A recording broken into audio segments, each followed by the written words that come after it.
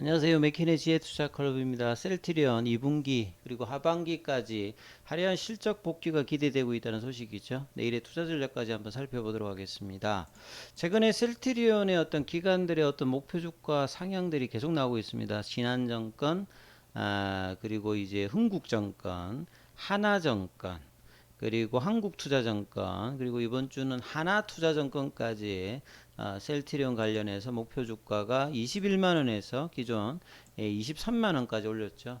이 조만간에 25만원짜리 뭐 27, 뭐 30만원대 부분들을 하반기에 볼 수 있을 거다 이런 말씀들을 계속 드렸는데요. 자, 18만 9,500원의 어떤 이제 돌파를 하고 난 다음에 지난주에 좀 지켜지지 못하면서 살짝 조금 이제 시장 대비해 가지고는 조금 이제 주춤하고 있는 상황이죠. 근데 이제 기관들의 어떤 비율은 계속 좋아지고 있다는 거죠. 이제 실적 시즌에서 2분기 어떤 1분기에 가장 문제가 되었던 게 수익성 악화의 어떤 약화의 어떤 원인이었던 진단키트 관련되는 매출이 74.3%가 줄어들어 가지고 이 물류비 관련되는 부분들이 줄면서 2분기에는 이제 수익성이 원 상태로 이제 들어온다 이런 부분이겠죠. 그래서 하나투자증권이 이제 전망하는 2분기 셀트리온 매출 같은 경우에는 전년 동기 대비해서 22.3% 증가한 5,729억. 영업이익 같은 경우는 11.8% 증가한 1,825억입니다. 그래서 1분기하고는 사뭇 다르고 2분기에 이제 바이오시밀러 매출이 3357억 정도 1분기 대비해서 22.7% 늘어나고 결국은 이제 아바스틴 바이오시밀러인 베그젤마 관련되는 부분들이 5월달 6월달에 이제 공시 매출에 이제 프로덕트 이제 믹스에 이제 가미가 되면서요. 신규 제품이니까 매출뿐만 아니라 수익성단에도 이제 영향을 주는 부분이죠. 그리고 이제 6월 달에 EMA 산하 CAMP에서 이 베그젤마 관련되는 부분 판매 승인 공고를 받았기 때문에 보통 이제 빠르면 1개월, 늦어도 3개월이니까 7월 달, 8월 달, 9월 달 뭐 추석 전에는 이 베그젤마 관련되는 EC에서 최종적인 어떤 결정이 나올 수 있습니다. 그래서 하반기 허가 출시 전망되는 베그젤마가 이 1,000억대 정도의 어떤 매출이 기대되고 있는 부분이고요. 그 다음에 결국은 이제 내년에 메인이 될 수 있는 미국 시장에서의 램시마 SC, 그 다음에 유플라이마 관련되는 램시마 SC는 지금 올 초부터 작년 4분기부터 유럽에서 지금 뭐 독일, 프랑스, 영국 쪽에서 점유율이 계속 올라가고 있는 상황이고요. 그리고 유플라이마 관련되는 부분들도 이제 기대가 내년도 이제 7월 달에 미국 쪽에서는 출시가 가능한 어떤 수준이니까 자, 이런 어떤 신규 제품의 가장 큰 시장인 미국에 어느 정도의 어떤 기대감이 나오느냐에 따라서 셀트리온의 어떤 올해 내년의 어떤 실적에 상당히 영향이 줄 수 있는 부분이고요. 그리고 최근에 어떤 기관들의 목표가들은 계속 올라가고 있는 상황이다. 이렇게 보시면 되겠죠. 그와 관련되는 기사들이 이제 계속 오늘도 좀 나왔어요. 그리고 1분기에 25.8%로 줄어들었던 OP 마진이 이제 2분기에는 이제 정상적으로 이제 들어오게 되면서 전체적으로 보면 이제 올해 연간 매출액과 이제 영업이익을 보면 OP 마진이 한 33% 정도 되니까요. 이제 다시 이제 30% 이상의 모습을 합니다. 한참 초창기 때 셀트리온의 이제 OP 마진은 뭐 거의 50%에 가까운 그런 어떤 이제 고수익성 흐름도 있었는데요. 여전히 이제 30% 초중반에 달하는 어떤 수익성을 계속 유지를 해주고 있고 앞으로도 이런 부분들에 대해서 신규 바이오 시밀러라든지 수익성 위주의 어떤 부분들의 어떤 전략들을 계속 이제 할 것으로 보여져요. 그래서 여기서도 이제 베그젤마 관련되는 부분의 어떤 내용들이 계속 이렇게 나오고 있지요.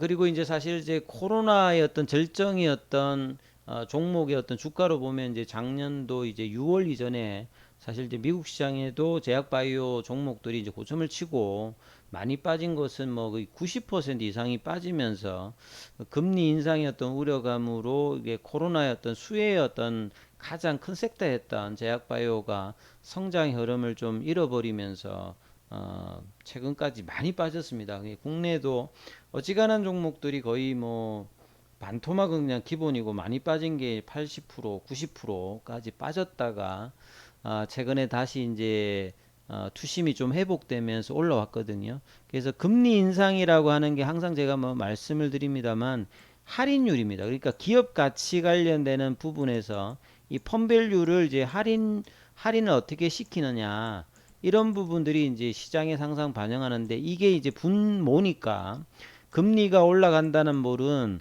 할인율 자체가 이제 올라가니까 당연히 전체의 어떤 시장 가치가 이렇게 떨어지는 거죠. 근데 이제 금리가 다시 떨어졌을 때 성장주의 이제 펀 밸류 자체는 굉장히 이제 높아지는 어떤 흐름들을 코로나 국면 때 한번 보셨을 겁니다. 근데 빠질 때는 또 적정 가치로 빠지는 게 아니라 언더슈팅을 하죠. 올라갈 때 이제 오버슈팅을 한다면 떨어질 때도 언더슈팅으로 빠지면서 최근에는 이제 좀 옥석가릭을 하면서 하지만 좀 너무 이제 낙폭이 가됐기 때문에 많은 종목들이 이제 저점 대비해서는 좀 상승을 또 크게 하고 있는 어떤 흐름들이 나타나고 있죠.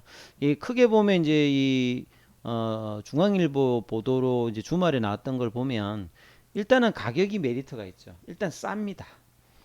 이 이야기들은 뭐 상반기 계속 말씀을 드렸던 부분인데 바이오 제약주들이 거의 뭐 회사가 망할 듯한 어떤 주가 흐름으로 코로나 이전까지 내려갔는데 그래서 다시 좀 이제 정상화될 수 있는 어떤 가격의 어떤 싼 흐름들 그리고 최근에 다시 이제 코로나 관련되는 제약산으로 이제 4차 이제 뭐 백신 접종도 하듯이 투자 심리가 성장주가 다 같이 동반으로 올라가는 게 아니라 이 코로나 때 이제 뭐 그 배터리라든지 바이오, 인터넷 게임인데 유독 이제 바이오가 가장 많이 빠졌기 때문에 오를 때는 이 바이오가 가장 지금 앞장서서 좀 움직이고 있는 흐름들이 최근에 계속 일단 일어나고 있다. 그리고 사실은 이제 제약 바이오는 인플레이션하고도 사실 좀 상관이 없죠. 왜냐하면 원재료가 막 많이 올라간다 이런 것도 아니고 경기 둔감이 되면 오히려 이제 필수 소비재 형태로 되기 때문에 미국 쪽에서는 제약 바이오 추천들이 인플레이션 하에서 상당히 좀 중요한 섹터다 이러면서 나왔는데 이제 국내에서는 이제 최근에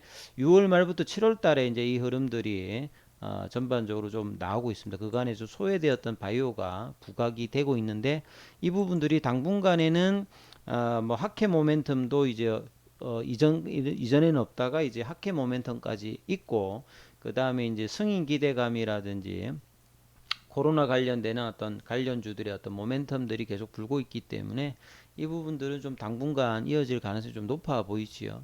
그래서 7월 들어서 이제 흐름이 나왔던 셀트리온 같은 경우에도 올해 이제 저가인 14만 원 밑에서 19만 원대까지 올라왔다가 이제 18만 원대에서 지금 머물고 있죠. 앞서서 말씀드렸던 코로나 제약산 2차 대유행 관련되는 부분들 뭐 국내뿐만 아니라 미국이나 유럽에서도 뭐 동일한 어떤 흐름들이 나오고 있고요.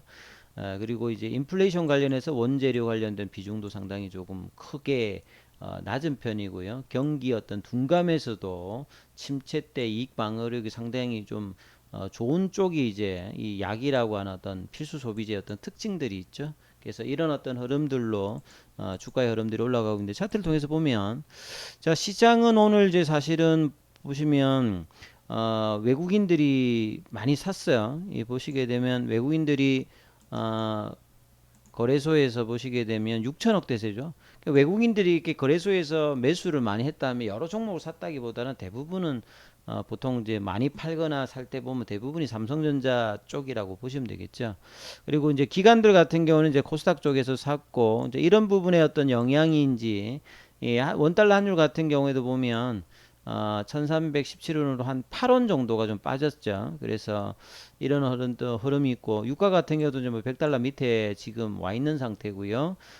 이러다 보니까 이제 전체적으로 개인들은 좀 매도를 하고 외국인 중심으로 거래소, 코스닥은 이제 기관 중심으로 좀 매수가 들어오면서 상승의 흐름. 그러니까 개인이 사서 올라가는 어떤 코로나 때의 장세하고는 지금 다르죠. 왜냐면 그때 작년 초에 일평균 거래대금의 거의 80%까지 줄어 있는 상태니까 지금은 사실 외국인이나 기관들의 어떤 수급의 어떤 여러 개에 따라서 전체 어떤 종목이나 시장도 좀 좌지우지되는 그런 흐름에서는 이런 환율의 흐름과 외국인 기관들이 어떻게 움직여 주느냐가 가장 뭐 중요한 어떤 흐름이라고 보셔야 됩니다. 그래서 셀트리온 같은 경우도 보면 이제 지난주에 이제 19만 3천 원대까지 갔다가 3일 연속 좀 밀리면서 오히려 지금 오늘 같은 경우는 21선 부근가 내려다 보니까 지금 한 거의 지금 한 4주 가까이 올라왔던 파라볼릭 추세 전환이 오히려 이제 좀 하락 추세로 좀 바뀌었어요. 그래서 뭐냐면 한참 이제 올라갔던 ADX 지표 같은 경우에도 이제 19만 원대 이제 부근에서 계속 못 가니까 이제 다시 이 부분도 살짝 내려오는 어떤 흐름들을 보여주고 있습니다. 여전히 이제 외국인들 보유 수량은 꾸준히 늘어나는 흐름들을 보여줬는데요.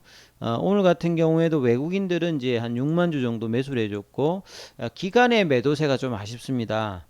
연기금이 좀 뭐 계속 사는 듯한 분위기를 하다가 이제 금요일부터 오늘까지는 기간이 양일간 거의 20만 주 가까이 매도를 했고요. 개인들은 오늘 또 5만 주 매수를 했습니다. 최근에 계속 팔다가 조금 이제 주춤하면서 조금 매수를 했고요. 이제 시간에 같은 경우에는 한 500원 정도 올랐고 공매도 이제 비중 자체도 금요일보다는 좀 많이 올라서 10% 정도 이렇게 올라오는 흐름을 보였습니다. 그래서 셀트리온 어떤 가격 라인은 17만 한 5천 원대 정도까지가 이제 중요한 가격이죠. 왜냐하면 이제 3월 달에 이 블록딜 관련되는 부분을 7월 달에 넘어갔기 때문에 이 부분들이 이제 저항의 역할에서 이제 지지 역할로 바뀌는 구간이거든요.